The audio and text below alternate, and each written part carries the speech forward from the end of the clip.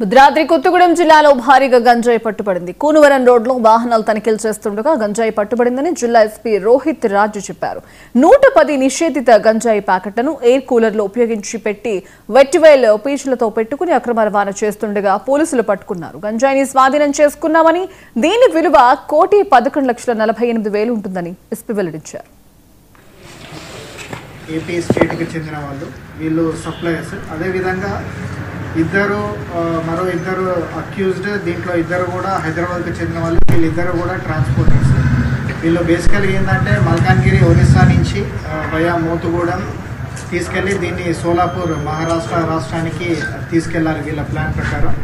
దీంట్లో భాగంగా ఏదైతే మనకు కాయిర్ మ్యాట్రెస్లలో యూజ్ చేసే కాయిర్ ఉంటుందో దాని కింద ఈ 222.9 kgs ఆఫ్ గాంజా ప్యాకెట్స్లలో పెట్టి దీన్ని కన్సీల్ చేసి ట్రాన్స్పోర్ట్ చేస్తున్నారు. దీంట్లో ముఖ్యంగా కూడా సిసిఎస్ టీమ్, అదేవిధంగా లోకల్ పోలీస్ టీమ్ వాళ్ళ కొన్ని ఇన్ఫర్మేషన్ తోటి ప్రాపర్గా వెహికల్ చెకింగ్ చేసి వీళ్ళను పట్టుకోవడం జరిగింది.